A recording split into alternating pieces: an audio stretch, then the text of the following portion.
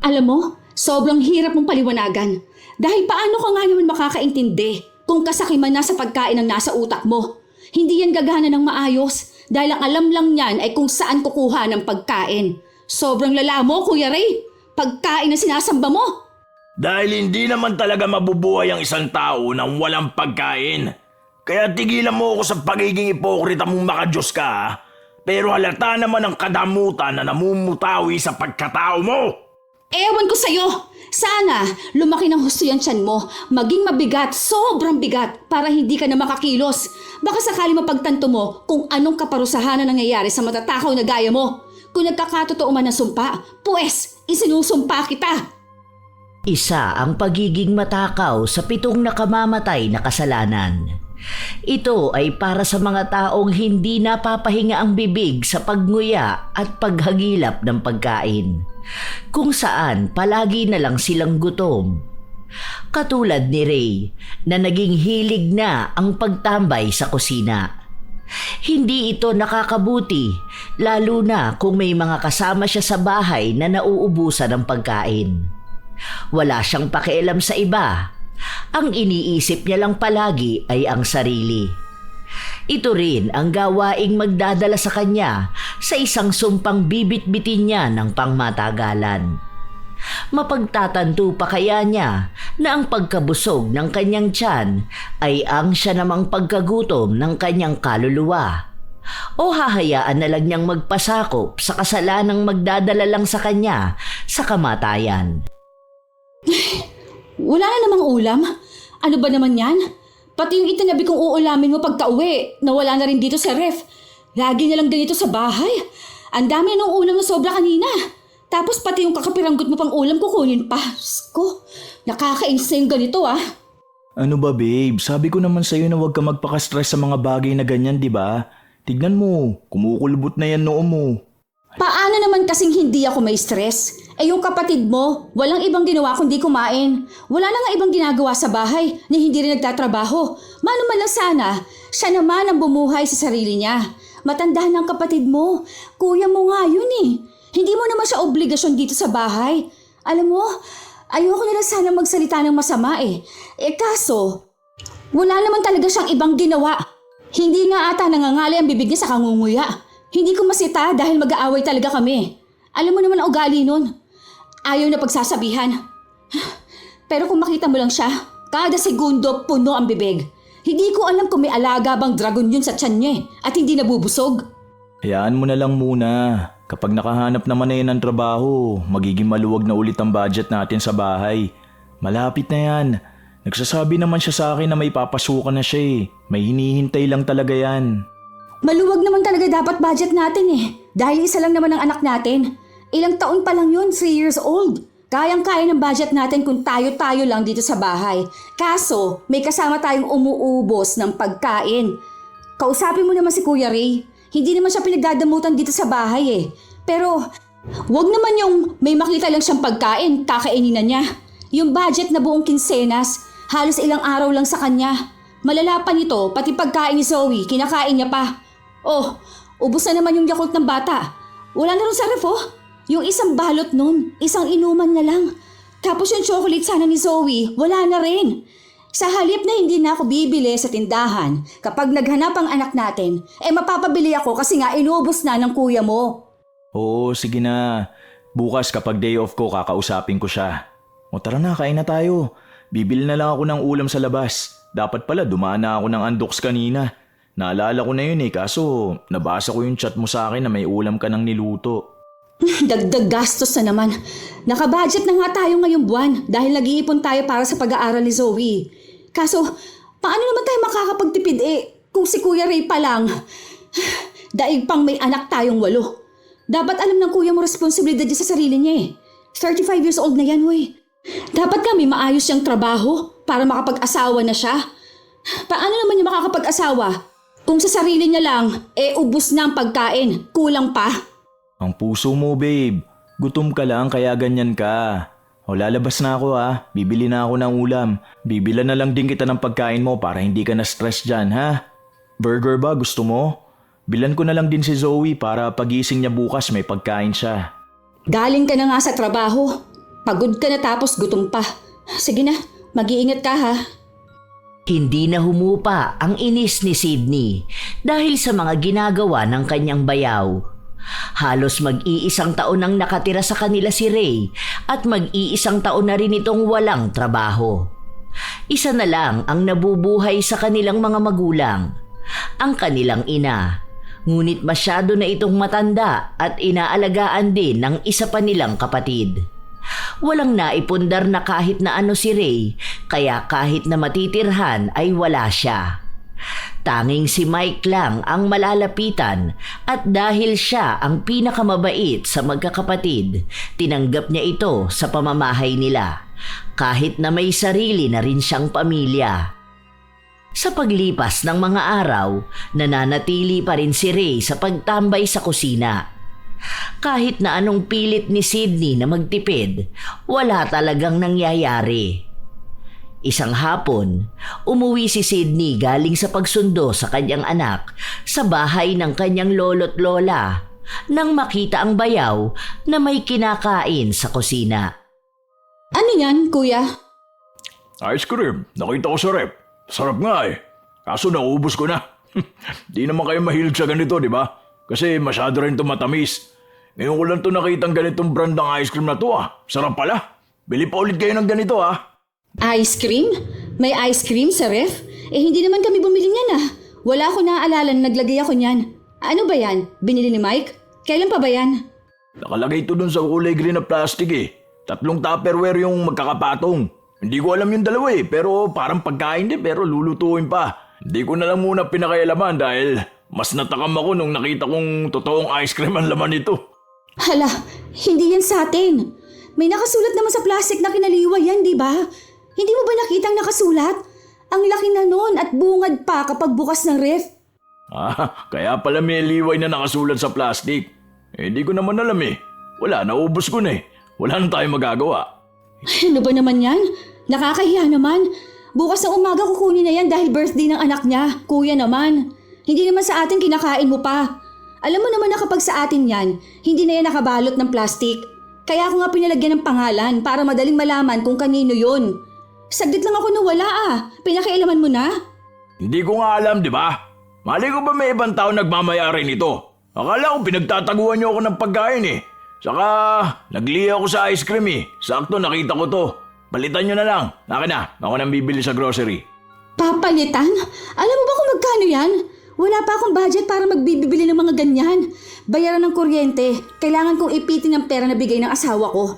Lahat na lang kasi nang makita mong pagkain dito sa bahay. Akala mo sa'yo eh. Bakit kasi nakikilagay sila rito sa rep? Di sila bumili ng sarili nilang rep para walang nakikialam ng pagkain nila. Akala ko lahat sa atin eh. Di ko nakasalanan yun. Huwag mo nga akong sisihin sa mga ganyan ha, Sydney.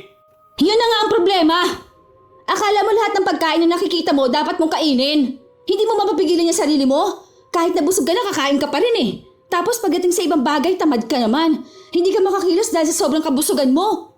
Sinusumbatan mo ba ako ha? May panunumbat ba sa mga sinasabi ko? Pinapaalala ko lang sa'yo na hindi lang ikaw ang tao dito sa bahay na to. Hindi ko alam kung anong klaseng katakawan yan eh. Pagkain ng asawa ko, pati pagkain ng anak ko, kukunin mo pa. Nagugutuman kami dahil sa'yo. Tapos ikaw, kahit nabusog na walang pakialam sa iba, basta ka lang lamon. Isipin mo naman na hindi lang ikaw ang anak ng Diyos. Hindi lang ikaw ang kailangan kumain. Nagluluto ako ng sapat para sa pamilya ko, tapos wala silang makakain dahil lang naubos mo na. Wala kang galang ah. Pagkain lang yan. Pati ba naman niya ipagdadamot mo? Di ko alam kung bakit nakakilala ng madamot ang kapatid ko eh. Samantalang ang bait nun. Ang malas ng asawa mo sa'yo. Mas malas ako na bayaw kita. Hindi to basta kadamutan. Dahil kahit na kailan hindi ako nagdamot sa kahit na sino. Nagbibigay ako kapag meron ako. Pero hindi naman ibig sabihin no na sasamantalahin mo naman lahat. Hindi ba sapat ang 1 taon mong pananatili sa bahay ha? Wala kang trabaho, wala kang ginagastos. Inuubos mo na ang pagkain sa bahay. Tapos uutang ka pa sa asawa ko para may pambili ka ng pagkain sa labas. Ano? Buong buhay mo ba sa pagkain na lang lahat iikot? Wala ka kasing alam. Bobo ka. Ang pagkain na nga lang ang kasiyahan ko tapos pagsasalita mo ako ng ganyan? Akala mo ba hindi ko alam ang ginagawa mo? Nagtatago ka ng pagkain sa akin dahil gusto mo akong mamatay sa gutom. Mamatay sa gutom? Mamamatay ka ba kung isang oras kang hindi ngangatan ng kung ano-anong pagkain, ha? Ang iba nga dyan wala na makain eh. O isang beses lang nakakakain sa isang araw. Pero nagagawa pa rin magbanat ng buto. Tapos ikaw, ang lakas mo. Ang lakas mo naman sana. Pero mas inuuna mo pang magpakalulong sa pagkain kaysa ayusin ang buhay mo. Sa totoo lang, wala naman akong pakialam kung matakaw ka. Kung sana, pera mo ang pinambibili mo ng pagkain. Kaso nakaasa ka sa amin eh. Ikaw pa ang magagalit niyan ha, kapag walang nailutong pagkain. Habang nagtatalo ang dalawa, doon naman dumating si Mike. Hindi na siya nagtataka na nagtatalo na naman ang dalawa dahil madalas siyang umuuwi at naaabutan na nagsasagutan ng asawa niya at kuya niya. Iba't ibang dahilan ang kanilang awayan pero madalas ay tungkol sa pagkain. Ano bang nangyayari? Nasa labas pa lang ako, rinig ko na ang boses niyong dalawa. Naririnig kayo ng mga kapitbahay. Kaya pala yung iba nakatingin dito sa atin. Mukhang kanina pa kayo nagtatalo dyan Pagsabihan mo yung asawa mo madamot ha. Akala yata niya di ko napapansin ang mga galaw niya. At ang mga tingin niya sa akin tuwing kakain ako. Kada sandok ko, bilang na bilang niya ang butil ng kanin. Hayaan mo, kapag nagkaroon ako ng trabaho, pabayaran ko lahat ng nakain ko sa bahay na to. Yan pala ang gusto mo ha. Pasama na lang ng ugali kapag tapos noon. Akala mo makakahingi ka pa ng tulong sa akin ha. Kahit wag ka na magbigay sa amin, buhayin mo na lang sarili mo. Alam ko naman na hindi ka makakagastos sa amin dahil luho mo pa lang sa pagkain, hindi mo na magagawang sustentuhan ang sarili mo. Kaya wag mo akong pagmamalakihan dahil mas gusto ko na masama na lang ang ugali ko para hindi na ako kumupkop na masiba na gaya mo. Nakita mo na? Nakita mo na ang ugali ng asawa mo, Mike? Anong klaseng babae yan ha? Saan mo ba napulot yan? Siguro sa bahay nila madamot din yan. Mas anong klaseng kapatid ka? Hindi ka namin responsibilidad ha? Tandaan mo yan. Sobra na nga ang pagpapatira namin sa'yo eh. Kung ibang tao yan, nahiya naman natilit makituloy sa bahay ng iba sa loob ng 1 taong walang trabaho. Tapos ikaw, anong ginawa mo? Hindi ka nag-aambag sa bahay, inuubos mo pa lahat ng meron kami. Babe, tama na yan. Huwag na kayong magtalo. Ano na naman bang dahilan kaya kayo nag-aaway? Alam ko tungkol na naman yan sa pagkain. Pero anong klaseng awayan to? Ano, may naubusan ng ulam? Ano? Paano nagagalit siya sa akin dahil kinain ko tong ice cream na pinatabi ng kapitbahay? Hindi ko nga alam na di pala to sa atin eh. Tapos kung ano-anong panunumbat ng pinagsasabi niyan. Nasarapan lang naman ako dito eh. Tapos naisip ko na di naman kayo kumakain ng ganito. Kaya inubos ko na lang. Hindi ko alam na masama pala yung para dyan sa asawa mo. May pangalan na nga nakalagay, sasabihin mo pang hindi mo alam. Matakaw ka lang talaga kaya akala mo lahat ng nakikita mong pagkain pwede mong kainin. Imposible na hindi mo yun alam. Kasi kilala mo naman si Liway Ilang beses na yung nagpapalagay sa ref. Nataong lang na ice cream yan. Pinabalot ko na sa kanya ng maigi. Dahil alam kong kakalkalin mo laman nun. Pero wala Maliban sa pinakialaman mo na, kinain mo pa. Okay, tama na yan. Palitan na lang natin yung ice cream para lang matapos na tong sigawan na to. Ano ba yan? Ako nang bibili sa grocery hanggat bukas pa. Nakakahiya na sa mga kapitbahay Palagi na lang naririnig na pagkain ng pinag-aawayan sa bahay na to. Sumobra na nga tayo sa budget para sa month na to. Tapos gusto mo pa na magdagdag na naman ng gastos? Bawas na lang muna tayo sa ipon natin. Basta matigil na lang to. Pagod na ako, baby. Sobrang stress ako sa trabaho ko ngayon. Gusto kong magpahinga. Gusto ko ng tahimik pero hindi naman ako makakapagpahinga kung mayat maya lang din nag-aaway kayo. Yan kasi isa sa problema sa'yo Palagi nilang hayaan, kaya namimihasa. Ewan ko sa inyo, kapag ako nainis, lalayas kami ni Zoe sa bahay na to. Mas kaya ko pang buhayin ng anak ko mag-isa. Mas makakatipid at mas makakapag-ipon pa ako kaysa makisama sa matandang lalaking matakaw. Inis na umalis si Sydney sa harapan ng kanyang asawa at bayaw. Kinuha ang anak at agad silang nagtungo sa kwarto. Isinarado niya yon para hindi makapasok ang asawa. May bukod pa naman silang kwarto at doon niya hahayaan mag-isa si Mike. Sa totoo lang ay maayos naman ang pagsasama nila nung una. Bibihira lang silang mag-away pero sa mababaw lamang na dahilan. Pero nang dumating si Ray, doon na nagsimula na mawala ng katahimikan ang kanilang bahay. Kinabukasan, nagkaayos na ulit ang mag-asawa. Nakiusap si Mike na bigyan pa ng kaunting oras ang kapatid niya dahil naghahanap na raw ito ng trabaho. Sa oras na makapasok ito sa trabaho, aalis na rin ito sa bahay nila. Hindi na umaasa si Sydney sa mga ganong salita dahil ilang beses naman na niyang narinig yun. Isang tanghali, habang tulog si Zoe, lumabas ng kwarto si Sydney para magsimula ng maglinis ng bahay at makapaglaba nang mapansin niya ang bayaw na nakaupo sa sofa. Nakataas ang dalawang paa nito sa lamesa at nanonood ng TV. May yakap siyang dalawang malaking chichirya, may mga inumin sa sofa at may iba't ibang pagkain pang nakatabi sa kanya. Makalat, hindi lang sa sahig, pati na rin kung paano kumain ang bayaw. Kuya, pwede na magdahan-dahan kang kumain? Tignan mo nga yung bibig mo. Nagkalat dyan ang sarsa ng kinain mo, tapos sa damit mo may mga pagkain pang nahuhulog. Huwag mo rin lalagyan ng inumin ng sofa. Ha? Ang hirap magtanggal ng matcha dyan eh. Kapapalit ko lang ng sapin yan. Dahil natapunan mo yan ng coke nung nakaraan. Ang ba pala mo? Sisutahin mo na naman ba ako? Nahimig na ako rito Nakaupo na nga lang ako eh. Pwede mo namang lunukin muna yung laman ng bibig mo bago ka magsalita eh.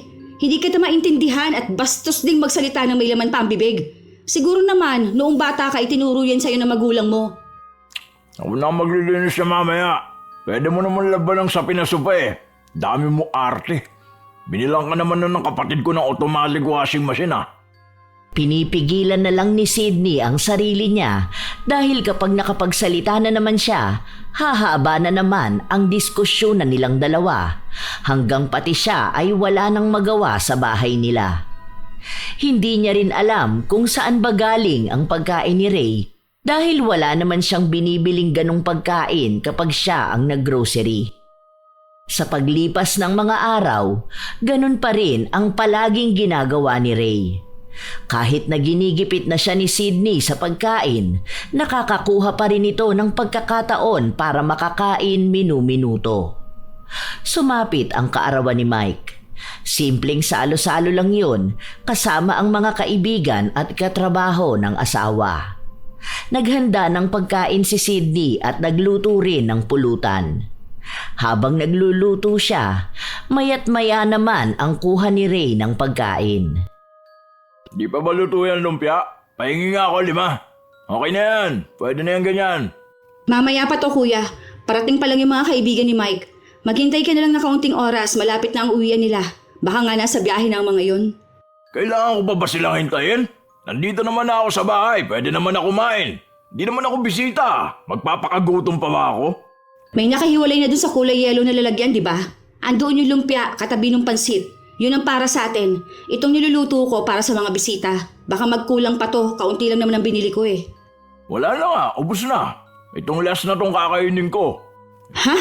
Paano mauubos na yun? Ang dami niyan kanina ha. Inuna ko lang yung lutuin. Hindi pa naman ako nagbibigay sa mga kapitbahay. Ano ba naman yan? Ikaw lang ang kumain dyan. Hindi naman kakain yan si Zoe. Naubos ko ng kakapapa kanina eh. Marami pa naman yun eh. Ba't ka magtitipid? Hayaan mo sila. Hindi naman sila mahalaga eh. Bibisita lang sila dito para makikain. Baka nga hindi makakain lahat ng bisita. Kuya, bisita sila. Birthday ni Mike. Anong gagawin nila pagpunta rito? Alangang hindi sila kakain. Kaya nga ako naghanda, di ba? O ano naman? Mas mahalaga naman tayo rito sa bahay kaysa sa kanila. Sila ang magtipid. Kung sinong pahuli-huli kumilos, bahala siya maubusan. Bakit na, pwede na yan. Luto na yan. Nagugutom na ako eh. Kanina ko pa naaamoy yan. Takam na ako. Ay, ano ba naman itong nangyayari? Lumagpas na naman sa budget. Walang ibang nagawa si Sydney kundi ang bumili ng mga rekado para sa pandagdag handa. Sa katunayan ay may pasobra na ang ginawa niya pero hindi niya alam paanong bigla na lang yun naubos ng ganun kabilis. Si Ray lang naman ang kumain. Pagka-uwi niya sa bahay, sakto naman na naroon na ang asawa niya at ang mga katrabaho nito. Wait lang babe, nakahanda na dun yung lamesa nyo. Dagdag ko lang tong lutuin ha. Tapos iinitin ko naman yung mga pulutan ninyo. Paupuin mo na lang muna ang mga katrabaho mo. Bumili ka pa ulit? Bakit? Pwede na yung nasa kusina. Marami-rami na yon kahit papano. Baka kasi kulangin kayo eh. Nakakahiya naman sa kanila kung hindi makakakain ng iba sa kanila, di ba? Mas maganda na may laman muna ang mga tiyan ninyo bago kayo mag-inuman. Saka alam ko na gutom din kayo. Oo, sige pala, tulungan na kita. Pagkapunta nila sa kusina, naabutan nila si Ray na kumakain na naman. Hindi siya magkanda o gaga sa kanyang pagkain kahit na punong-puno na ang kanyang bibig. Napairap na lang si Sydney dahil ayaw niyang magtalo sila ni Ray, lalo pa at may mga bisita ang asawa niya. Kaarawan din ni Mike kaya hindi maganda na may nag-aaway.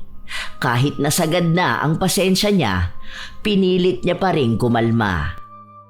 Kuya, hinay-hinay lang sa pagkain ha. Wala kang kaagaw. Sarap kasi. Hirap tigilan. Babe, labas mo na yan sa inyo tapos isusunod ko na rin itong mga lumpia.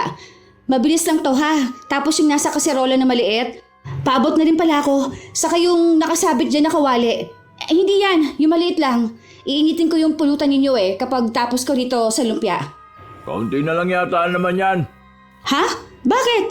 Ang dami pa nito kanina. Hala, oo nga. Ano ba naman to? Bakit ganito? Ang daming nabawas. Inulam ko kanina. Nasarapan ako eh. Di ko napansin na ang dami ko na pala nakuha. Inulam? Sinabi ko naman sa'yo na pulutan nila to mamaya. Naubos mo na nga yung adobong isaw Pati ba naman to? Saglit lang ako umalis para bumili ng pamlumpia. Kuya naman, may iba pang taong kakain, hindi lang ikaw. Ginawa ko to para sa kanila, hindi lang para sa'yo. Babe, tama na yan. Huwag naman na sana kayo magtalo, no? Palampasin nyo naman tong araw ko. Huwag nyo naman ako ipahiya sa mga bisita ko. Pinigilan na lang ni Sydney ang kanyang sarili kahit na inis na siya. Lalo pat nakikita niya kung paano kumain si Ray. Para itong nakikipag-unahan sa kung sino man. Punong-puno ang bibig at ayaw mawala ng laman ang plato. Pinalampas na lang ni Sydney ang mga nangyari. Hanggang sa mga sumunod pang araw, ganun pa rin ang ginagawa ni Ray. Kahit na sabay-sabay silang kumakain, mas nagiging lamang ang kinukuha niya. Pero kahit na anong reklamo niya sa kanyang asawa, palagi na lang sinasabi na hayaan na lang. Mag-grocery ako bukas, kaunti lang bibilin ko ha. Yung mga biscuits si Zoe, itatabi ko na sa loob ng kwarto niya. Tapos frozen foods, para kapag magbabaon ka at hindi ako masyado makapagluto. Wala na rin tayong bigas. Yung kalahating kaba natin, ang bilis maubos. Isang saingan natin halos 1.5 kilo na Daig pa nating may 12 katao sa bahay. 4 lang naman tayo, tapos bata pa ang isa. Isang ka ba na ang bilhin mo? O ito, dagdag mo na sa budget. May mga nakukuha din akong sideline sa trabaho ko kaya makakapagbigay ako ng extra sa'yo. Kahit isang kaban pa yan, walang magbabago dahil alam nating matakaw ang kuya mo. Alam mo, babe, dapat pagsabihan mo siya Hindi porket matanda siya sa'yo, hahayaan mo lang na ganyan. Kasama yan sa 7 deadly sins Gluttony yan, tatakawan.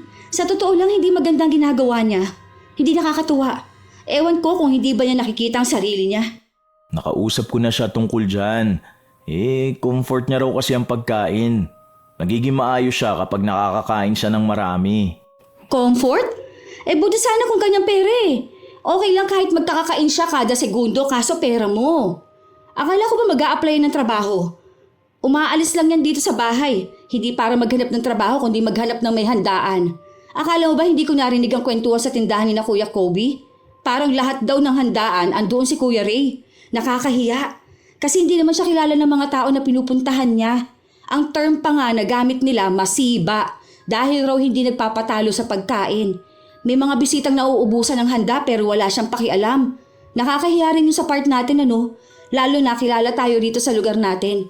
Kung tayo nga hindi nagpupunta kahit invited Nako, kausapin mo yan. Kausapin mo na maayos. Kasi kapag akong kumausap din sa kuya mo, alam mo na kung saan na naman kami aabot. Hindi ko nga rin alam kung bakit di na nawala ang ganyang ugali ni kuya. Kahit nung mga bata pa lang kami, palagi niya kaming inuubusan ng pagkain kasi lagi siyang nagugutom. Akala ko nga normal lang yun sa kanya kasi nga malaking tao siya. Sinanay niyo kasi sa bahay niyo na okay lang ang ginagawa niya. Kung noon pa lang sana, dinisiplina na siya sa pagkain, hindi na siya magiging ganyan. Sa sobrang katakawan niya, nagiging tamad na siya. Natitigil lang siyang kumain kapag natutulog siya. Kaso hanggang sa panaginip niya, kumakain siya. Kung sa bahay namin yan, baka napalo na yan ni tatay sa ulo. Bawal pa naman sa amin na kakain ka na sobra tapos yung iba, hindi pa nakakakain. Kaya nanibago ako dyan sa ginagawa ng kuya mo. Sorry na babe. Hayaan mo. Kakausapin ko na talaga siya. Baka kasi ma-offend ko siya eh. Lalong walang mangyayari sa buhay niya kung iisipin mo ng iisipin na mararamdaman niya. Kailangan siyang imulat sa realidad ng buhay. Hindi ako madamot. Kasi pagkain lang naman yan eh. Pero ang sa akin lang, maging responsable rin siya sa buhay niya. Kung gusto niyang maging matakaw, bumukod siya ng bahay at buhayin niya mag-isa ang sarili niya. Ayun, walang pipigil sa kanya kasi pera niya ang pinanggagastos niya sa pagkain niya. Pero kung dito siya sa bahay, matuto naman siya lumugar.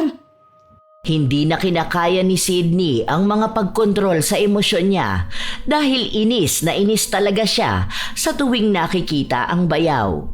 Ginawa naman ni Mike ang sinabi ng kanyang asawa, pero sa halip na tanggapin ni Ray ang mga payo sa kanya, minasama niya ito at sinabi na nagiging masama na rin ang ugali ng kapatid niya dahil sa sulsol ng asawa nito. Hindi pa rin nagtrabaho si Ray, mas naging tamad siya at matakaw. Hanggang sa dumating sa punto, nakakarampot na lang talaga ang niluluto ni Sydney. Hindi na siya bumibili sa grocery dahil araw-araw na lang siyang namamalengke kahit na mahirap yon para sa kanya. Dahil sa paraan na yon, alam niyang mapipigilan din ni Ray ang pagkain ng sobra. Pero mas naging agresibo at maiinitin ang ulo ng bayaw dahil wala na itong makain. Pagka-uwi ni Sydney, naabutan niya ang anak na umiiyak sa labas ng bahay. Bakit? Ano nangyari sa'yo, anak? Ayos ka lang ba? May masakit ba sa'yo? Hindi kumibo ang bata. Iyak lang ito ng iyak. Kaya sa inis ni Sydney, pumasok siya sa loob ng bahay at nakita niyang sira ang pinto ng kwarto ni Zoe. Naabutan niya rin ang bayaw na kumakain ng biskwit at may mga kalat sa lapag. Ano ba naman yan, kuya? Pati ba pagkain ng bata pinag-interesan mo pa? Bakit ba? Nagugutom ako eh. Wala akong makita sa kusina. Kung sana bumili ka ng pagkain, hindi ako maghahanap, di ba? Dati naman may stock sa rep eh. Kapag nagugutom ako, magbubukas lang ako ng pagkain. Minsan nga may prutas pa. Tapos ngayon wala na talaga kahit na ano. Puro na lang din tubig. Wala na yung malalaking coke. Tinakot mo pa ang bata. Iyak na iyak si Zoe. Akin na nga yan. Pagkain niya ng anak ko. Mahiya ka naman sa sarili mo. Inubos mo na oh. Ano bang ibibigay ko sa anak ko kapag nanghingi ng pagkain? Akin na yan! Bakit mo ba ako ginugutom ha? Sobrang damot mo talaga, Sydney. Ang sama na ugali mo. Ito na nga lang ang kasiyahan ko eh. Gusto mo pa akong pigilan? Hindi kita ginugutom. Kinokontrol ko lang ang katakawan mo dahil kawawa kami rito sa bahay. Tandaan mo, wala ka sa poder ng mga magulang mong tinotolerate ang pagiging matakaw mo. Kung gusto mo, pumunta ka sa iba mong kapatid. Ewan ko kung hindi ka nila palayasin dahil ang bigat mong kasama sa bahay. Ang sabihin mo, gusto mo talaga akong paalisin dito kaya ayaw mo na akong pakainin. Nagugutom ako eh. Malamang hahanap ako ng makakain. Saan ako makakakita rito sa bahay niyo kung nakatago naman? Kaya hindi ako nagtataka kung bakit pati kapatid ko nagbabago ang ugali. Dahil hinahadlangan mo rin siyang maging mabuting tao. Hindi ko hinahadlangan ng asawa ko na maging mabuting tao. Sinasabihan ko lang din siya ng dapat niyang gawin dahil hindi naman habang buhay na magpapakain siya ng patay gutom. Hindi ka man lang ba natatakot sa ginagawa mo? Ang taba mo na kasi wala kang ibang ginawa kundi ang kumain. Hindi ka na makagalaw na maayos kasi nakaupo ka lang ng nakaupo habang yung dalawa mong kamay puno ng pagkain at maging yung bibig mo. Hindi ka matigil kakahanap ng mangunguya. Alam mo ba na masama yung ginagawa mo? Ha? Hindi lang sa kalusugan mo, pati na rin sa espiritual mo. Kasalanan ng katakawan. Kasalanan ba magutom ha? Ginawa ang pagkain para mapawi ang gutom ng tao. Paano naging kasalanan yun? Nasa Biblia ba na bawal kumain kapag nagugutom? Kung hindi, parurusahan na Diyos. Hindi yan basta pagkahilig lang kumain, kuya. Dahil labis-labis ang ginagawa mo. Kahit na hindi mo naman talaga kailangan kumain na sobra. Masyado mo sinasamba ang pagkain. Hindi mo na alam kung paano maging disiplinado sa biyaya ng Diyos. Hindi lang ikaw ang tao. Hindi lang ikaw ang pwedeng kumain. Masyado kang makasarili. Masyado kang sakim. Basta makakain ka lang, hindi mo na iniisip na may iba pang tao na dapat makakain din. Di ko alam kung ano yung mga paniniwala mo sa buhay. Basta ako, kakain ako kapag nagugutom ako. Hindi ko na kasalanan kung hindi makakain yung iba. Dahil bakit ba kasi ang babagal nila kumilos? Ang pagkain, biyaya yan ng Diyos. Kaya anong gagawin ko? Malamang sasamsamin ang lahat ng biyaya. Di ko yung kasalanan. Wala akong kasalanan. Alam mo, sobrang hirap mong paliwanagan. Dahil paano ka nga naman makakaintindi kung kasakiman na sa pagkain ang nasa utak mo? Hindi yan gagana ng maayos dahil ang alam lang yan ay kung saan kukuha ng pagkain. Sobrang lala mo, Kuya Ray. Pagkain na sinasamba mo. Dahil hindi naman talaga mabubuhay ang isang tao nang walang pagkain. Kaya tigilan mo ako sa pagiging ipokrita mong makadiyos ka, ha? Pero halata naman ang kadamutan na namumutawi sa pagkatao mo. Ewan ko sa'yo. Sana lumaki ng husto yan tiyan mo. Maging mabigat, sobrang bigat para hindi ka na makakilos. Baka sakali mapagtanto mo kung anong kaparusahan na nangyayari sa matatakaw na gaya mo. Kung nagkakatotoo man ng sumpa, pues isinusumpa kita. Umalis ka rito, demonyo ka! Akin ang pagkain ko! At baka sa iyo ko ibunto ng galit ko. Buwisit talaga to eh. Mas buwisit ka! Buwisit ka sa buhay namin! Hanggang sa umuwi si Mike, hindi lumabas ng kwarto si Sydney. Hindi rin siya nagluto ng pagkain, kaya galit na galit si Ray. Halos magwala ito sa loob ng bahay nila kahahanap ng makakain. Naubos na kasi niya ang pagkain na kinuha niya sa kwarto ng pamangkin. Ano nangyari sa pinto ng kwarto ni Zoe? Bakit ang dami nagkalat na balat ng biskwit sa sahig? Ano nangyari sa bahay, kuya? Nasaan ba si Sydney? Babe, nasa kwarto ka ba? Pagsabihan mo yung asawa mo ha. Sa sobrang damot niya, pinagtataguan ako ng pagkain. Tapos ayan, ang tamad, hindi man lang nagluto ng ulam. Wala akong makitang kahit na anong pagkain sa kusina. Nagugutom na ang tao, panay lang sa arte. Ano na naman bang pinagawayan niyo, kuya? Kung tungkol na naman to sa pagkain, tama naman si Sydney. Mag-diet ka naman. Ang taba mo na sobra oh. Kawawa ka niyan kapag nagkasakit ka.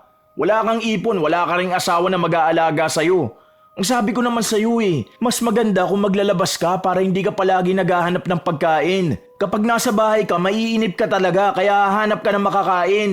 Magpapayat ka naman. Ayan. Nagaya ka na rin talaga sa asawa mo, no? Pinupunan niyo masyado ang katawan ko. Ano, sasabihin mo rin ba na matakaw ako?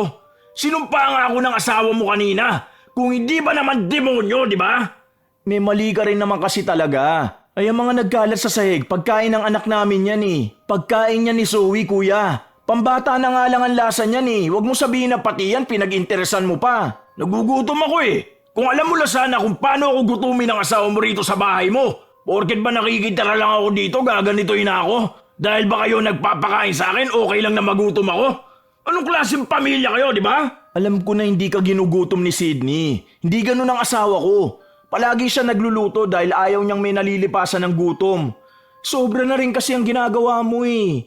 Kahit na anong pagkain ang iluto ng asawa ko, wala ka ng ibang ginawa kundi ang ubusin. Hindi mo kami tinitiran. Hindi mo kami inaalala. Kung nagugutom ka, nagugutom din naman kami. Eh bakit naman nung nasa bahay kahit na anong kainin ko hindi ako nakakarinig na sumbat sa mga magulang natin? Kahit na hindi kayo nakakakain, mas iniintindi niyo ang kalagayan ko. Na kailangan ko ng pagkain dahil ito lang ang nagpapasaya sa akin. Yun na nga ang mali namin eh. Pati ng mga magulang natin. Hinayaan ka nila magpakulong sa pagkain to the point na sarili mo na lang palagi ang iniisip mo. Akala ko kapag tumanda tayo magbabago ka pa pero hindi. Mas lalo ka lang lumala. Hindi ka pa mapagsabihan. Ayoko na nagkakaroon ng away dito sa bahay. Kaya please naman makisama ka.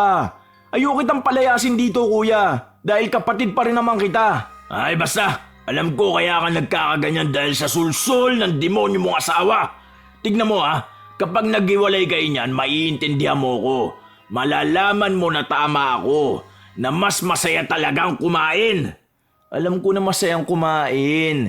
Pero sana tandaan mo na lahat ng sobra nakakasama. Hindi lang para sa iyong biyaya na may kapal. Hindi lang sana sarili mong iniisip mo maging masaya habang kumakain. Isipin mo rin ang ibang tao. Kahit na nasabi na ni Mike ang nais niyang iparating sa kuya, hindi pa rin ito tinanggap ni Ray dahil para sa kanya ay mas tama pa rin ang kanyang katwiran. Sa paglipas ng mga araw, nagpatuloy pa rin si Ray sa pag-ubos ng pagkain sa bahay ng kanyang kapatid. Kapag wala na siyang makain, nangungutang siya sa tindahan at si Mike ang pinagbabayad niya. Kahit na anong pakiusap sa kanya ng dalawa, wala silang magawa. Alam mo ba, gustong gusto ko nang palayasin ang kuya mo rito sa bahay natin. Sobrang bigat na ng buhay natin eh.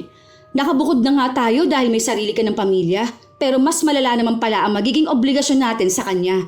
Kung alam mo lang, naiiyak na ako sa sama ng loob. Gusto ko namang maging mabait, pero wag naman ganito kasagad ang pagpapasensya. Wag muna babe, nakakaawa naman si kuya eh. Kapag pinalayas natin siya saan naman siya pupunta? Hindi naman siya tatanggapin ng iba naming kapatid dahil yung ang isa inaalagaan na si mama. Yung isa naman mas maraming anak. Sa amin, ako lang talagang may maayos na buhay.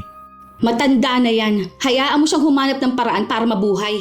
Hindi naman sa lahat ng bagay dapat nakaalalay ka sa kanya. Kausapin mo yan.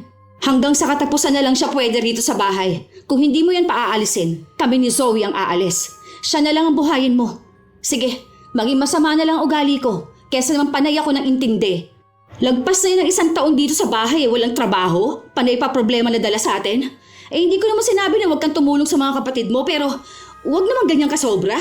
Ayoko namang ihalin tulad ng mga kapatid ko. Pero lahat kami may kanya-kanyang kabuhayan. May pamilya man o wala, lahat kami hindi umaasa kung kanino lang. Yung panganay namin, 40 years old na yon, walang asawa tapos may sakit pa yon. Pero nagagawa pa rin namang magtrabaho. Healthy naman dapat yung kuya mo kung hindi lang yan nasobrahan sa katakawan. Pasensya ka na talaga babe. Gagawan ko ng paraan para makahanap ng trabaho si kuya. Baka pwede ko siyang maipasok dun sa hardware ni na paring Jigs. Naghahanap sila ng tatao dun sa bago nilang bubuksan na store. Pwede na si kuya dun. Marunong naman yung magbenta. Saka hindi naman siya magkikilos masyado. Bahala ka. Basta siguraduhin mo lang na hindi ka mapapahiya sa ginagawa mo ha. Alam mo naman ang gawain ng kuya mo. Kapag ginusto niya, yon ang gagawin niya. Noong una ay hindi sang-ayon ang kaibigan ni Mike sa gusto niyang ipapasok ng trabaho ang kuya niya. Pero napakiusapan naman niya ito ng maayos. Uwian pa rin si Ray sa bahay nila dahil nag-iipon pa ito ng pera para makabukod. 1 linggo na ang lumipas pero kapansin-pansin na nahihirapan si Ray sa paglalakad. Madalas na napapagod siya kaya gusto na sana niyang mag-resign. Ayaw lang ng kapatid niya dahil kailangan nga niyang kumilos para makabukod na rin siya. Yun na rin kasi ang napag-usapan nilang mag-asawa. Kung mawawala na naman ng trabaho si Ray, bibigat na naman ang pamumuhay nila. Ayoko na talaga. Ang hirap maglakad papasok sa trabaho. Tapos kung sasakay naman ako, hindi ako magkasya sa tricycle. Hindi rin ako makakyat sa jeep. Wala ba ibang trabaho na mas madali? Pakiramdam ko, nanghihina ako sa trabaho kong yun 2 beses lang kami mag-break time. Tapos bawal basta kumain kasi baka bigla may customer. Kawawa ako dun. Madali na nga ang trabaho mo na yun. Hindi ka nila pa nagbubuhat doon, hindi gaya ng ibang trabahador nyo. Minsan sila pa nagde-deliver ng mga orders, sila pa nagbubuhat. Saka lapit lang ng trabaho mo dyan na sa kabilang kanto. Mas malayo pa nga nilalakad ko kapag papuntang palengke. Ikaw kaya magtrabaho dun. Pilit ka ng pilit sa akin Nagugutom ako sa ganun trabaho, ayoko ng ganun. Wala namang mabait dun Kahit yung amo palagi yung pinagsasabihan. Para tinapay lang kakainin ko, nagagalit na siya. Pakiramdam ko tuloy, wala na akong karapatang kumain. Aba, anong gusto mong trabaho? Kumain ng kumain? Hanap ka ng trabaho sa ganun. Mabait ang amo mo. Ikaw lang talaga ang may problema. Hindi ka kasi marunong sumunod sa mga inuutos sa'yo. Ang dami mong reklamo sa buhay mo. Paano ka makakaalis dito sa bahay namin, ha? Yun talaga ang gusto mo, no? Basta, ayoko na pumasok. Bukas kukunin ko na yung sahod ko. Inihingal akong maglakad Kung naiintindihan mo lang sana ang paghihirap ko, hindi yung panay kadaldal dyan. Wala ka naman na itutulong sa akin. Bakit? Hindi ka naman mahihirapan ng ganyan kung inilagaan mo sarili mo, di ba? Inabuso mong katawan mo sa panaylamon mo. Tapos magrereklamo ka kung bakit bigat na bigat ka sa katawan mo. Tingnan mo mo, ang laki na ng tiyan mo. Hindi ka na nga magkasya sa pinto. Kaya nga tinibag mo na yan eh. Huwag mo nga akong simulan ha. Buhay ko to. Kaya may karapatan akong piliin kung ano ba ang gusto ko. Katawan ko to, tiyan ko to. Kaya ako lang may karapatan magsabi sa sarili ko kung tama na ba ang ginagawa ko. Sino ka ba para pakialaman ako ha? Sino ako? Asawa ako ng kapatid mo. Wala akong pakialam dyan sa katawan mo. Ang pakialam ko ay ang pagkain namin dito sa bahay. Mahirap may kasamang masiba. Yung dapat nakakainin na lang namin, kukunin mo pa. Kapal talaga ng mukha mo no. Asawa ka lang naman ng kapatid ko. Wala ka sa lugar para pagsabihan ako ng ganyan. Hindi mo rin naman pera ang pinambibili ng kinakain ko ha. Pera pa rin yun ng kapatid ko. Paalamunin ka lang din naman dito. Tama na yan! Huwag mong pagsalitaan ng ganyan ng asawa ko, kuya. Tama naman siya eh. Lalo na ngayon, wala na akong trabaho. Nalugi na yung pinapasukan ko kaya kalahati ng mga empleyado inalis. Nasama ako dun. Oh, problema ko ba yun? E di maghanap ka ng trabaho mo. May pamilya kang bubuhayin. Maghahanap nga ako. Pero kailangan namin magtipid ngayon lalo na sa pagkain. Kailangan namin maghigpit sa budget. Wala kaming ipon dahil ilang buwan na kaming sobra sa gastos. Hindi ko na problema yan. Magkapatid tayo eh. Dapat tulungan mo pa rin ako. Huwag ka kasi magpadala sa pandedemonyo sa inyong asawa mo. Basta ayoko na magtrabaho. Hirap na akong kumilos. Ginawa nga ni Ray ang sinabi niya. Ang perang naipon niya sa sahod niya, ginamit niya pambili ng pagkain. Isang bilihan lang para sa sarili niya at kinulang pa.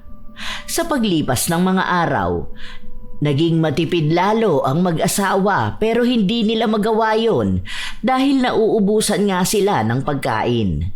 Kahit pasabay-sabay silang kumain, inuuna pa rin ni Ray ang sarili niya. Dumoble ang katawan ni Ray. Mas lalong lumaki ang tiyan niya at hindi na siya makatayo sa kinauupuan niya hanggat walang tumutulong sa kanya. Naging mas pabigat siya sa buhay ng mag-asawa. May nakita akong trabaho. Ako na lang muna ang mamamasukan hanggat hindi ka pa nakakahanap ng bago mong papasukan. Maayos naman ang trabaho na yon. Maganda rin ang pasahod. Nakakahiya naman. Ikaw ang babae tapos ako nasa bahay lang. Alam mo naman na hindi ako sanay sa ganito, di ba? Ako dapat ang nagtatrabaho at nagpo-provide sa pamilya natin. Wala nang ganyan. Mag-asawa tayo. Dapat nagtutulungan tayo lalo na kung para talaga to sa pamilya natin. Para ma-monitor mo rin ang ginagawa ng kapatid mo. Ikaw na ang pumigil sa kanya. Nakikita mo naman ang nangyayari kay Kuya Ray, di ba? Ang laki ng tiyan niya. Parang sasabog na yun. Tapos pati pagkilos niya sa sarili niya, hindi na niya magawa. Tapos mas lalo pa siya naging batakaw. Huwag naman sanang umabot pa sa punto ha, na tayong pamilya hindi na makakain dahil lang sa kanya. Humihingi na ako ng tulong sa iba naming kamag-anak pero iisa lang ang sinasabi nila. Turuan ko si Kuya Ray na magbawas ng timbang. Kahit daw ayaw, pilitin ko pa rin na bawasan ang kinakain niya. Kaso wala naman akong magawa dahil nagagalit siya. Walang gustong kumupkup sa kanya. Yan na nga bang sinasabi ko eh. Kung sana una pa lang napigilan na yan, hindi na lalala pa ang ganyang problema. Tapos ngayon tayo na lang ang pwedeng kumupkup sa kanya. Sana naman alam niya rin sa sarili niya ang ginagawa niya. Palagi na lang kami nagtatalo kapag napagsasabihan eh. Kahit na tama naman ang pangaral sa kanya. Matanda na yan, pero parang hindi naman tumatanda ang isip. Akala mo, bata na palaging aagawan ng pagkain eh. Kahit nalabag sa kalooban ni Mike na ang asawa ang magtrabaho at magtusto sa pamilya nila, pumayag pa rin siya. Pero sinabi niya na sa oras na may maganda na ulit siyang trabaho, mananatili na lang ulit si Cindy sa bahay para alagaan ang anak nila. Katulad ng mga reklamo ng asawa, kitang-kita nga ni Mike kung paano maging mas lalong matakaw ang kuya niya. Ang daming hawak na pagkain, palaging puno ang bibig, umaapaw pa. Kahit na itago nila ang pagkain para itong daga na naaamoy kung saan inilagay. Ilang beses na siyang pinagsabihan ni Mike pero ayaw pa ring makinig ni Ray. 2 linggo lang ang lumipas, dumoble palalo ang timbang niya. Sa sobrang bigat ng kanyang tiyan, kailangan niya pa ng alalay ni Mike para lang makatayo. Hindi na rin niya malinisan ang sarili niya dahil sa pagiging malaki niya. Bumabaho ang amoy niya at maging ang bahay nila.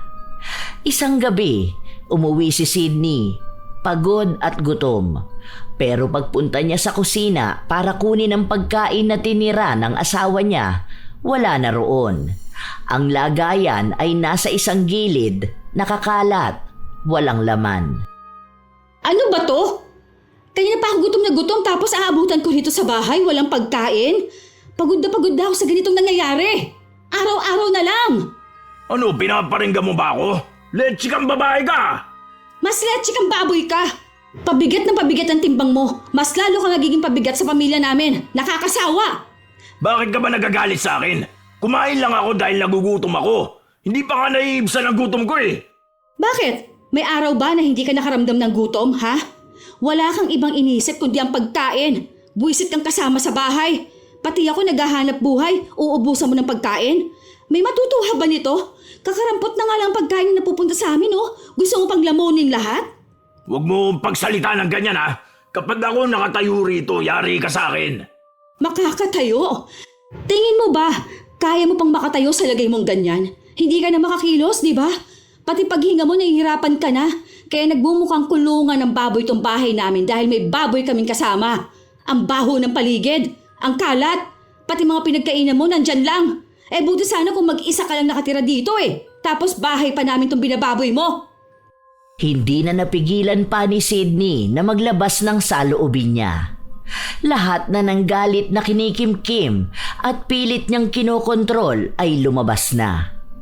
Pinipilit siya ng asawa na kumalma at sinabi na lulutuan na lang siya ng makakain niya. Hindi na yan madadaan sa ganyan. Malala na yung kuya mo. Kahit na anong gawin natin dyan, hindi na yan magbabago. Hindi to tungkol sa ulam na nauubusan ako ngayon ha. Tungkol na to sa pagiging matakaw niya. Sobrang takaw. Makaamoy lang yan ng pagkain. Akala mo hayop na hindi pinapakain eh. Awatin mo yung asawa mo, Mike. Dahil kapag ako hindi nakapagtimpe, mayayari talaga sa akin yan. Hindi ako natatakot sa'yo. O ayan, baka yan na nga yung sumpa ko sa'yo. Ang bilis umepekto. Karma mo na yan sa pagiging matakaw mo. Baka akala mo, hindi mabigat na kasalanan yung pinaggagawa mo. Mahal, kumalma ka muna, baka mapano ka niyan. Kuya, tumigil ka na rin. Ikaw na nga may kasalanan, ikaw pa to nagagalit at nagmamalaki. Sinabihan naman na kita na ang kakainin mo lang yung sapat lang, hindi yung sobra-sobra. Sobra-sobra na pala sa paningin nyo yun. Kulang pa nga eh. Ni hindi man lang sumain sa lalamunan ko.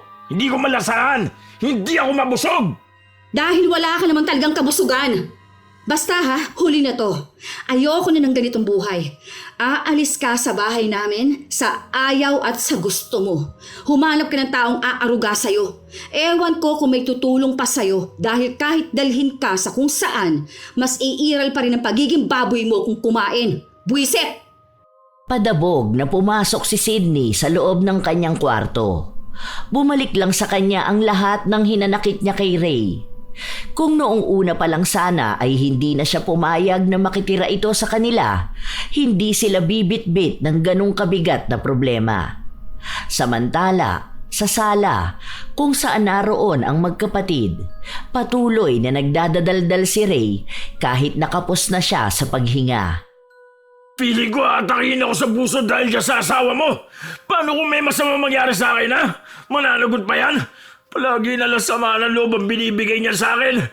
Galit na galit siya sa mga ginagawa ko pero ang ugali niya hindi niya nakikita. Ay, biglang sumakit ang bato ko. Kailangan kong kumalma. Nakakainis naman kasi. Nakakapagod naman na talaga, kuya. Hindi mo ba nakikita ang sarili mo sa salamin? Parang hindi mo na rin yata makita ang paa mo dahil sa laki ng tiyan mo. Kapag naglalakad ka, hingal na hingal ka pa dahil sa bigat ng tiyan mo. Maawa ka naman sa sarili mo. Paano hindi ganito ang mangyayari sa akin? Narinig mo ang demonyo mong asawa, di ba? Isinumpa niya ako para maging ganito. Siya ang may kasalanan ng lahat ng to. Sumasamba kasi yan sa itim na kapangyarihan. Isinumpa ka man o hindi, magiging ganyan ka talaga, kuya. Nakita ko kung paano ka kumain eh. Hindi ka nagpapahinga. Kahit busog ka na, hindi ka pa rin titigil sa pagkain. Ni hindi ka nagtatanong kung kumain na ba kami. Ni hindi mo iniisip kung sino pa bang kakain. Ang iniisip mo lang paano ka kakain. Kahit na puno pa ang bibig mo, hinahanap pa rin ang mga mata mo ang pagkain. Dahil pagkain ang pangunahing pangangailangan ng tao. Kailangan natin mabusog. Hindi tiyan mo ang gutom kuya, kundi ang kaluluwa mo. Katawan mo lang ang pinapakain mo pero hindi ang pananampalataya mo. Kaya ka nagpapakasobra sa pagiging matakaw dahil hindi mo binibigyan ng pagkakataong kumain ang kaluluwa mo. Sa halip na bigyan ka ng lakas sa mga kinakain mo, pinahihina ka niyan hanggang sa wala ka na talagang magawa pa sa buhay mo. Tingnan mo, kahit sarili mo hindi mo maasikaso, pero kapag dating sa pagkain ang bilis-bilis mo. Pinapangaralan mo na naman ako na akala mo kung sino kang malinis na tao. Nagaya ka na nga dyan sa asawa mo. Ginagamit na naman ng Diyos at ang mga makasalanang bagay para lang ma-describe ang ginagawa ko. Kahit na alam naman nating walang masama sa pagkain. Magkukunwari na naman kayo na wala akong disiplina. Hindi ko kasalanan na tao lang ako. Nagugutom. Lahat nga ng tao nagugutom. Yun sana ang isipin mo. Kung bakit kailangan rin namin ng pagkain na inuubos mo. Kung ayaw mo magutom, sana isipin mo rin ang ibang tao na katulad mo, ayaw rin naming nagugutom kami. Ang pagkakaiba lang natin, alam namin ang disiplina sa pagkain. Hindi dapat sobra-sobra. Sapat lang para malamanan ng sikmura. Dahil kahit saan bagay, lahat ng sobra masama. Kahit naubusin mo lahat ng pagkain na nakikita mo, hindi mabubusog ang kaluluwa mong kulang sa disiplina. Hindi pa rin tinatanggap ni Ray ang mga salita ng kanyang kapatid dahil wala siyang maunawaan sa mga yon. Ang alam niya lang, gutom na naman siya pero hindi siya makatayo sa sofa para humalungkat ng makakain. Kinabukasan, naghanda ng pagkain si Mike. Itinabi na niya ang pagkain ng asawa niya para hindi na ito makuha ng kuya niya. Habang nag-aalmusal sila, walang ibang bukang bibig si Ray kundi ang kakulangan niya sa pagkain. Humihingi pa siya pero hindi na siya binibigyan ng kapatid. Oh, may paparating palang bagyo bukas. Kaya naman pala mukhang masama ang panahon. Super typhoon pa to. Hala, Diyos ko po.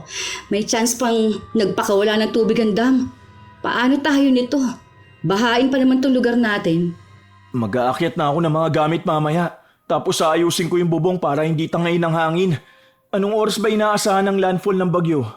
Mamayang hapon. Huwag ka na lang kaya munang pumasok. Baka pwede ka magpaalam. Hindi pwede. Dahil marami akong tatapusin sa trabaho ko.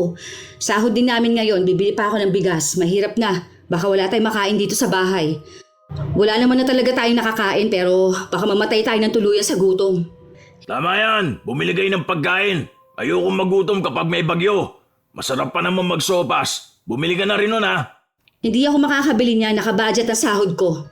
Kung anong pagkain dito, yun lang. Kung nagugutom ka pa, bahala ka na sa buhay mo. Matagal namang mamatay ang tao sa gutom. Yung iba nga, inaabot pa na 1 week walang pagkain eh. Tarantado ka pala eh. Gusto mo talaga ako mamatay no? Kuya, tama na yan. Problemado na nga kami sa bagyo eh. Iniisip mo pa rin yung pagkain mo. Wala akong pakialam sa bagyo. Ang kailangan ko, makakain ko. Yung bagyo na yan, dadaan lang naman yan eh. Pero yung gutom ko, hindi ko mapipigilan. Hindi na lang kumibo si Sydney. Hinayaan na lang niya ang bayaw na magsalita at magreklamo na ginugutom siya. Nagbanta pa ito na magsusumbong sa mga kinauukulan dahil sa balak ni Sydney na abandonahin siya. Nang kinahapunan, maagang pinauwi si na Sydney dahil sa lakas ng ulan at pinasok na ng baha ang loob ng shop nila.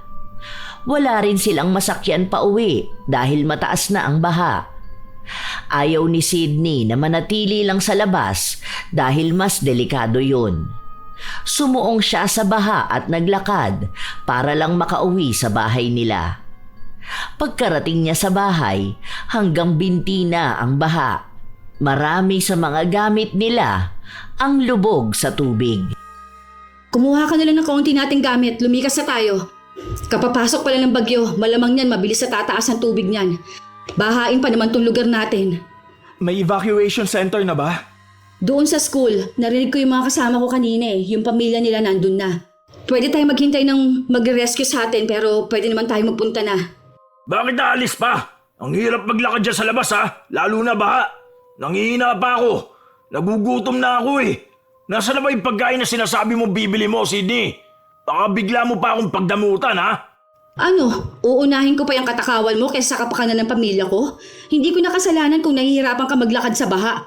Kung sana hindi ka nagpakataba ng ganyan, hindi ka magiging pabigat sa amin.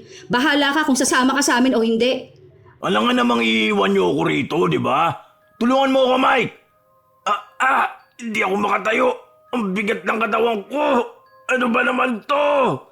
Umayos ka kuya. Itayo mo ang sarili mo, ang bigat mo. Huwag ka magpabuhat sa akin.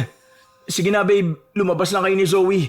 Hintayin niyo kami sa labas. Huwag kayong masyado sa gilid ha. Baka may mga bukas diyang kanal. Hindi ako makalakad. Ang bigat ng katawan ko sa tubig. Babe, bilisan mo na. May mga mag-rescue sa atin dito. Ang lakas din ng agos dito sa labas. Baka matangay pa tayo kapag maglakad tayo eh. Ang taas na ng tubig. Kuya, ayusin mo naman. Hindi kita mabubuhat. Sobrang bigat mo. Ihakbang mo ang paa mo. Kumapit ka sa pwede makapitan. Kung ganito ka, hindi tayo makakaalis dito. Baka malunod pa tayong dalawa sa baha. Hindi nga ako makalakad eh. Ang bigat ng katawan ko. Akala mo yata kaya ko to. Hirap na rin ako, no? Mabilis na tumaas ang baha dahil hindi humuhupa ang malakas na buhos ng ulan. May mga nailigtas na kapitbahay nila at naisakay sa rescue boat. May isang lumapit sa mag-ina at inaaya na silang sumampa pero ayaw iwan ni Sydney ang asawa niya. Pero sinabi ni Mike na mauna na silang umalis dahil baka mas lalo lang silang mapahamak kung magmamatigas sila. Kasama pa naman ni Sydney ang kanilang anak. Kahit nalabag sa kalooban ni Sydney ang gagawin, sumampa na siya sa bangka. Umalis sila at sinabi na may ibang rescuer na pupunta para kunin ang asawa at bayaw niya.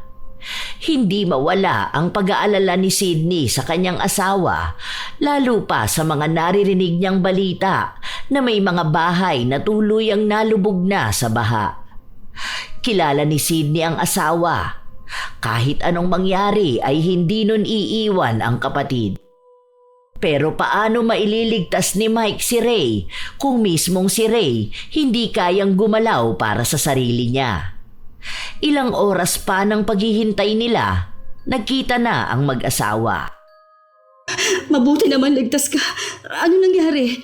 Bakit ang tagal niyo? Nahirapang iakyat si kuya sa rescue boat eh. Tapos lumubog pa yung una namin na sakyan. Kaya inilipat pa kami. Basta, ang dami nangyari. Tingnan mo na. Pati sa ganitong kalamidad, ang hirap pa rin tulungan niyang kuya mo. Saan na naman niya isisi yung nangyari, ha? Hindi kasi siya nakikinig. Kung hindi lang sana siya nagpakabigat na sobra, hindi mangyayari yun sa inyo. Oh, nasan siya ngayon? Nandun siya sa unahan dahil hindi siya makakalakad hanggang dito. Hindi rin siya matulungan ng iba dahil sa bigat niya. Mamaya kapag nakabawi na ako ng lakas, babalikan ko siya. Basta ang mahalaga sa akin, ligtas kay ni Zoe. Malala na ang kalamidad na nangyari. May mga nabalita na namatay at talagang lumubog ang kanilang lugar. Pati nga ang evacuation center, inabot din ang baha. Sa isang kwarto ng paaralan, naroon na natili sina Zoe at Sydney. Ilang sandali pa, pumasok na sa loob sila Ray at Mike. Halatang hirap na hirap si Ray maglakad at hirap din ang kapatid nitong umaakay sa kanya. Nakakaramdam ng halong awa at inis si Sydney. Dito na lang muna kayo ni Zoe kuya. Tara babe, kuha na tayo ng pagkain. May pila dun ngayon para makakain na rin tayo tapos makapagpahinga na rin tayo. Mahaba ang naging pila para makakuha sila ng lugaw. Nakalagay lang yon sa styro na mangkok. Sapat naman yon para maitawid nila ang gutom pero alam ng mag-asawa na hindi yon sasapat para kay Ray. Pero sa ganoong sitwasyon, walang nakakalamang. Hindi sila pwedeng humingi ng pasobra hanggat hindi pa nabibigyan ang lahat. Dahil sa dami nila, baka magkulang at di makakain ang iba. Yan na lang muna kuya kasi ang daming tao eh. Feeling ko nga makukulangan pa sila ng ipapakain. Pero sana makakain ang lahat. Grabe tong nangyari. First time namin to. Dati binabaha naman pero hindi ganito na lubog talagang buong bayan. May biscuit pa rito sa bag. Dinala ko talaga to. Ito kuya, para kahit paano makabawi ka. Ang hirap pa naman ng pinagdaanan ninyo kanina. Hindi na. Sapat na sa akin to. Sure ka ba? Kaunti lang yan. Isang mangkok lang yan, hindi pa puno. Tama na to. Hindi naman ako dapat mag-demand. Sabi nyo nga, marami pang tao ang hindi nakakakain. Alam nyo, sa totoo lang, itong nangyari sa akin, nagpamulat sa akin na tama nga ang sinabi nyo noon. Ngayon ko lang nakita kung anong katawan ang meron ako. Ang hirap pala talaga maging ganito. Takot na takot ako sa buhay ko. Hirap na hirap ako tapos yung mga taong tumutulong sa akin nahihirapan din. Tama nga, itong ginawa ko sa sarili ko magiging dahilan ng kamatayan ko. Sorry, ngayon ko lang napagtanto.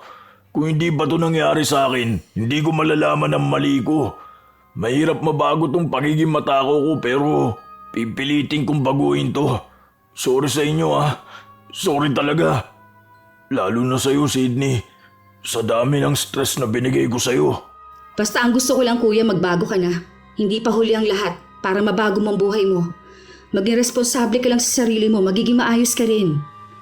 Hirap na hirap talaga si Ray na baguhin ang sarili niya dahil kada minuto ay kumakalam ang kanyang tiyan. Lalo na may katagalan din sila sa evacuation center. Kinakain lang nila kung ano ang sapat na porsyento ng hati na bigay para sa kanilang lahat. Halos 1 linggo na pala tayo rito, no? Hindi naman pala talaga ako mamamatay kung makakaramdam ako ng gutom eh. Medyo pumayat na ba ako?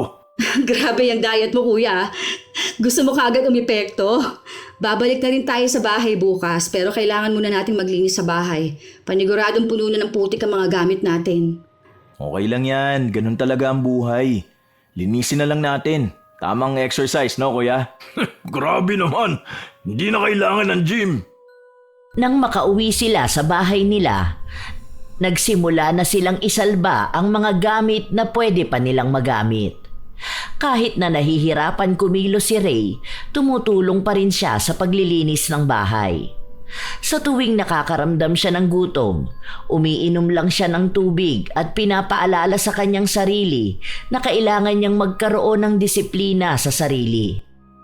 Ilang linggo ang lumipas, kahit paano ay nagagawa na ni Ray na magbago. May mga araw lang talaga na hirap siyang kontrolin ang sarili dahil talagang hinahanap-hanap ng bibig niya ang pagkain at kung ano-anong boses sa utak niya ang nagsasabi na bumalik na siya sa pagiging matakaw. Pero malakas pa rin ang paniniwala niya sa pagbabago na gusto niyang matamasa. Nanatili pa rin siya sa bahay ng kapatid niya at ipinangako na pagkaya na niyang magtrabaho, aalis na siya. Kuya, tara na. Anong oras na? Magsisimba pa tayo. Sige, sandali lang. Medyo nahihirapan ako magsuot ng damit eh. Ang laki ng tiyan ko. Ayaw magsara ng butones. Naalala bigla ni Sydney ang pagsumpa niya sa bayaw. Hindi niya alam kung paano nga ba yun mawawala. Gusto niyang bumalik na sa dating katawan niya si Ray, pero naisip niya na sino naman ang makakapagpaalis ng sumpa. Nagpatuloy silang manampalataya sa Diyos kasama si Ray. Humingi ng tawad si Ray sa nagawa niyang kasalanan. Isinabuhay niya ang labis na pagsisisi sa pagsamba niya sa pagkain. Pinakita niya sa kanyang sarili na wala na talagang magiging magandang dulot ang pagiging matakaw. Dahil ang pisikal na katawan niya lang ang nabubusog pero hindi ang kanyang kaluluwa. Sa katakawan niya, nalayo na rin siya sa pananampalataya. Makalipas ang ilang buwan na pagiging deboto ni Ray, unti-unti niyang nakikita ang pagbabago ng kanyang katawan. Ang sumpa na napataw sa kanya ay nawala sa pamamagitan ng pananampalataya. Nasa kanyang sarili din pala ang susi para sa paglaya niya. Mas naging aktibo ang katawan ni Ray. Palagi siyang naglalakad-lakad at kumikilos para hindi niya maisip ang pagkain. Hanggang sa tuluyan na nga siyang pumayat at ang dating pagkahilig niya sa sobrang pagkain ay nawala na. Tunay na disiplina lang sa sarili ang kailangan. Sa susunod, kapag nakasahod ako, lilibre ko kayo sa eat all you can. Paramihan tayo kumain. Biro lang. Pero sa sahod ko, ililibre ko talaga kayo. Yon. Pero pwede naman sa Only Wings. Okay na yon. Diet na lang pagkatapos, no? Kayo talaga magkapatid, puro kayo kalokohan. Salamat kuya ha. Basta yung pasok lang sa budget mo, lalo na mahirap ang buhay ngayon, mahal ang mga bilihin. Kaya dapat hindi gagastos na sobra-sobra. Oo ba? Sabi mo eh. Sa'yo na lang ako makikinig. Basta wag mo na ulit ako isusumpa ha. Kapag isusumpa mo ko, yung makakapag-asawa naman ako. Naalala ko na naman. Ay, sorry talaga kuya ha. Galit na galit lang talaga ako sa'yo. Sino ba naman kasing hindi magagalit kapag naubusan ng pagkain, hindi ba? Sorry talaga. Sorry din sa mga masasakit na salitang sinabi ko sa'yo. Okay lang, ano ka ba? Tama nga lang na pinagsalita mo ako ng mga yun eh. Yun din ang isa sa dahilan kaya nagbago ako. Kulang lang talaga ako sa disiplina. Tama naman na hindi porket ako mas matanda, ang ibig sabihin ako na ang tama. Basta kapag kailangan mo ng tulong, kuya, nandito lang naman kami. Mag-iingat ka sa trabaho mo, ha? Ganon din kung kailangan nyo ng tulong, nandito lang din ako palagi sa inyo. Ingat din palagi. Salamat ulit. Malaki ang naitulong kay Ray ng pagiging disiplinado niya sa pagkain. Dahil hindi niya inakala na malaki pala talaga ang magiging epekto nito sa kanyang sarili at lalo na sa buhay niya. Doon niya rin napagtanto na hindi lang basta pagkain sa tiyan ang nagbibigay ng kalakasan sa isang tao. Kailangan ding busog ang kaluluwa upang mas makakilos ng mas maayos. Malaki ang pasasalamat niya sa kapatid niya at sa asawa nito. Dahil kung hindi sa kanila, baka tuluyan na nga siyang naligaw ng landas. Sa paglipas ng panahon, nakapag-asawa na rin si Ray. Naging mas responsable na siyang lalaki at palagi niyang pinapaalalahanan ng mga anak niya sa buhay na napagdaanan niya. Naging maayos din ang relasyon nilang magkapatid. Paminsan-minsan, kapag nagkikita-kita sila at nagkakaroon ng salo-salo, hindi nawawala sa kanila ang biruan patungkol sa pagiging matakaw sa pagkain. Tunay talaga na may mga bagay sa buhay na mukhang mababaw lang, pero darating ang araw na malalamang isa rin pala itong mabigat na kasalanan. Katulad na lamang ng pagkahilig sa pagkain na umaabot sa puntong nagiging matakaw na.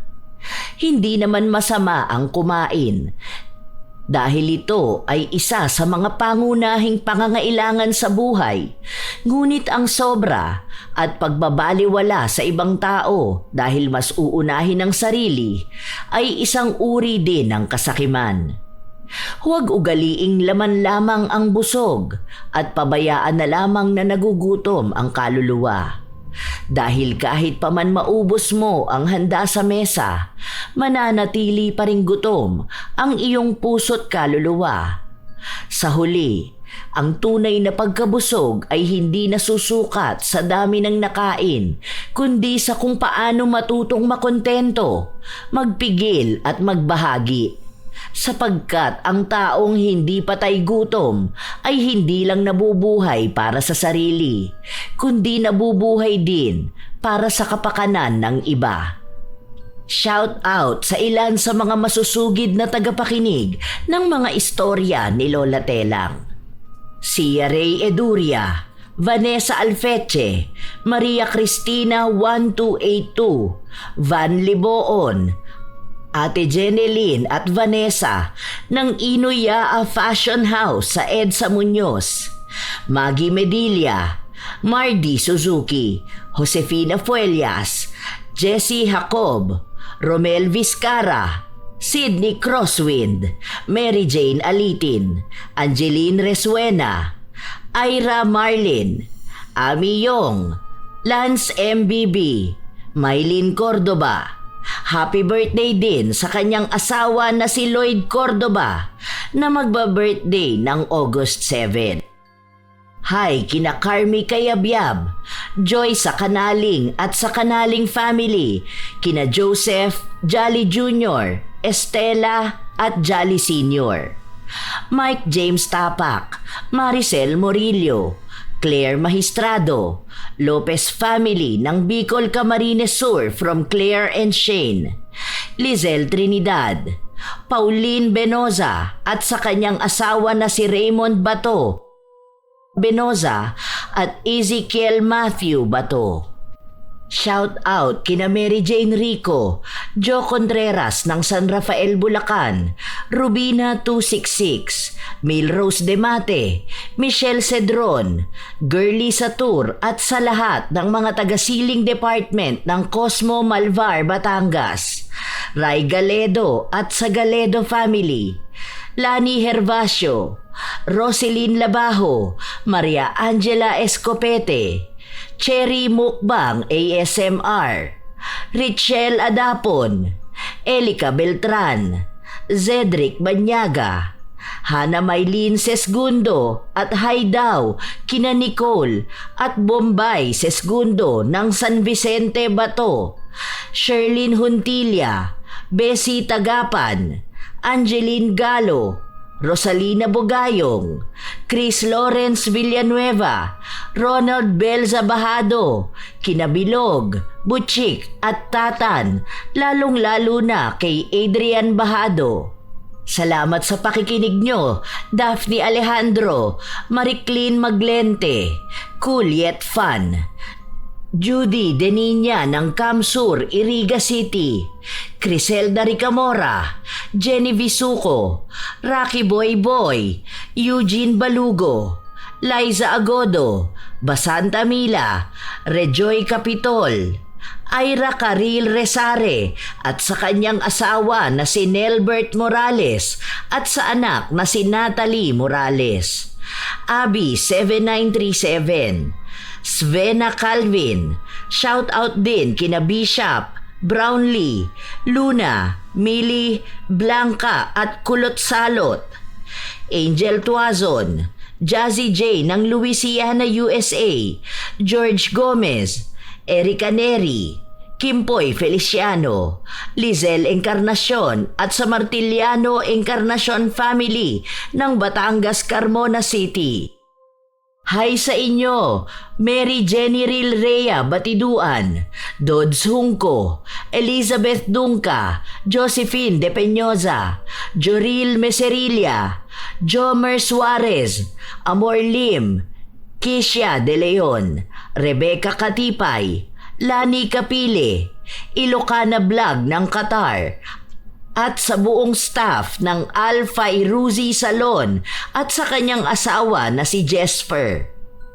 Hi kina Casey Fernandez, Lina Trinidad, Edgardo Paglikawan Jr. at sa kanyang mga tiyahin sa probinsya na sina Holandes Ramos at Jean de la Cruz ng Dayap Santa Cruz, Occidental, Mindoro.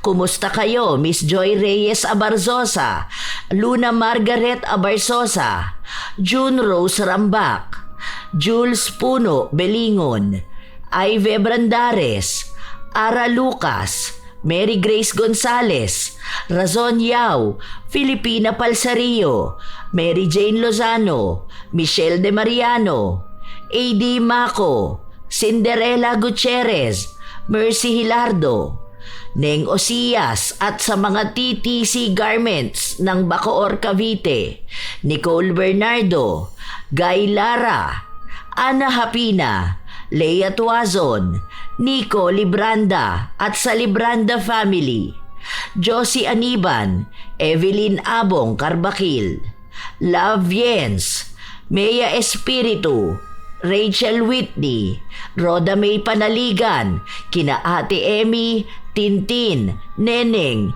Jessa at Reslin ng Quiapo, Manila, Merly Villarimo, Jan Sisikan, Pureza Tagiwalo, Tutsi Galulan, Hilda Gabuya, Brian Arines, Cheng Buenavista, Carol Manzano Abrigo, Ruby Tapaz TV. Shout out din kina Jenny Suzuki, Dins Rodriguez, Jacob Sia, Asodisen Serila, Henny Sarmiento, Desiree Reganit at Brian ng Los Angeles, California, Marife Berina, Aurora Buenavista, Ana Lubarlita, Melody Quito, John Patrick Bernardo at Isel Villar, Chabelita, Gemma Jane Gaugano, Nida Valencia at sa mga mananahi ng J-Lis Apparel ng General Luna Zaragoza, Nueva Ecija, Fatima Perez at sa lahat ng mga taga-Palawan, Hazel Fiesta, Jeannie Manyoza, Will Maleses, Angelo Alipio at Kinalita Alipio at Catherine Alipio, Evelyn Abong Carbakil, Maricel Patata, Mia Cablando, Cristel Antawagon at kay Razon Yao. Ito ang inyong Lola Telang at maraming salamat sa pakikinig mga apo.